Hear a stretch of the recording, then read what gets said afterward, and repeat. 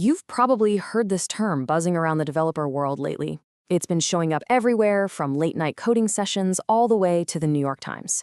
It's called vibe coding, and it's promising a totally new way to build software. But what is it really? Is it a productivity revolution or just a fancy new name for reckless hacking? And this is the quote that started the whole thing. Andrej Karpathy, the guy who actually coined the term, he described a workflow where you just totally give in to the vibes. You tell an AI what you want, you hit accept all on whatever it suggests, and you don't even bother reading the code it spits out. You're not really coding anymore. You're just seeing stuff, saying stuff, and running stuff. It's a pretty wild idea, right? But come on, is it really that simple? Is it just some magic button that turns your ideas into fully fledged apps without any of the messy, complicated details? Of course not. The reality of using this powerful new approach, especially when you're a professional, is a whole lot more nuanced. Okay, so let's really dive into this. We're going to start by unpacking the myth versus the reality of vibe coding. Then we'll get into the science behind it, lay out some actual practical rules for doing it right, and then we'll zoom out and look at the huge impact this is going to have on the bigger picture. So first up, let's talk about that original, almost reckless definition of vibe coding that's got everyone so hyped up. This is the version you might use for, say, a weekend passion project, where the stakes are pretty low and all you really care about is speed. So the key thing to understand about this pure vibe approach is that you are deliberately choosing to ignore how it works under the hood. You describe a feature, the AI writes it, and you just move on. Like Karpathy said, it's not so bad for throwaway weekend projects. The goal isn't to create some perfect, maintainable masterpiece. It's to experiment and just build something that works, and build it fast. Okay, now let's get real for a second. That Wild West approach is fun, for sure, but it just doesn't fly in a professional workspace. The moment you're building software for actual clients or customers, the rules of the game change completely. And this is where you see the real conflict.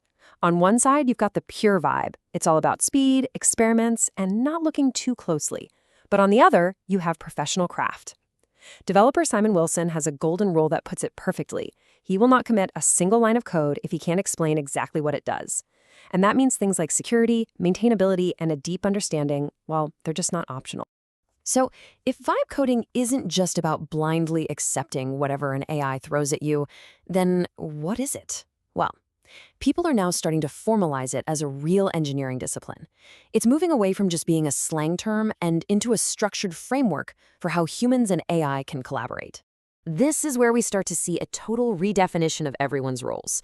See, it's not just you and an AI anymore, it's a three-part system. You, the human, the project itself, and the AI agent. The developer isn't just a line-by-line coder. Nope, you become an intent articulator who guides the whole process, and a quality arbiter who has the final say on the output. And what this creates is this really powerful loop. The human, that's you, defines the goal, the what. The project itself, all the existing code, the databases, the documentation, that provides the context, or the where. And then finally, you have a trusted AI agent figure out the how by actually doing the implementation. It's a partnership, not a replacement. Okay, so that's the framework. But how do you actually put it into practice? How do you really get good at being that guide, that quality controller, without accidentally creating a huge mess of buggy, insecure code? Well, that's where the rules of responsible vibing come into play. The tech firm Hexaware actually laid out a super clear set of 11 best practices. And look, these aren't meant to slow you down. They're about adding just enough discipline so that all that creative freedom you get from vibe coding actually turns into valuable, reliable software.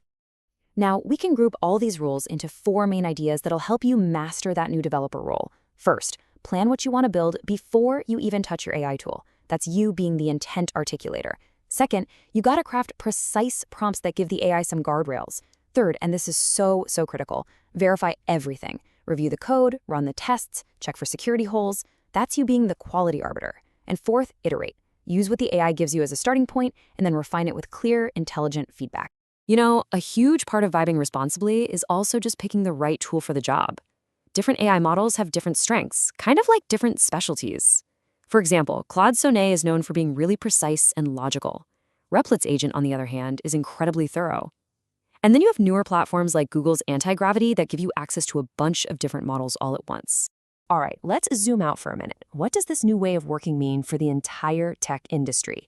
And really, for anyone who wants to create things with code? The implications here are just massive. When you do it right, vibe coding can give a single developer the output of what used to take an entire team. It dramatically lowers the barrier to entry, which means domain experts. We're talking doctors, scientists, artists. They can start building their own custom tools without needing a computer science degree. This isn't just about making developers faster. It's about expanding the very definition of who gets to be a creator. This analogy just captures the shift perfectly. The job isn't about the manual labor of laying each individual brick of code anymore. Instead, the modern developer is becoming an architect, designing the high-level blueprint, articulating the overall vision, and managing a powerful AI crew that handles all the heavy lifting. So you see, vibe coding isn't the end of code, not even close. It's the next chapter. It's an incredibly powerful tool that, when you pair it with human discipline and creativity, is going to completely change how we solve problems. And it leaves us with this fascinating question for the future. As artificial intelligence gets better and better at handling the how, what new and incredible things will we as humans decide to build next?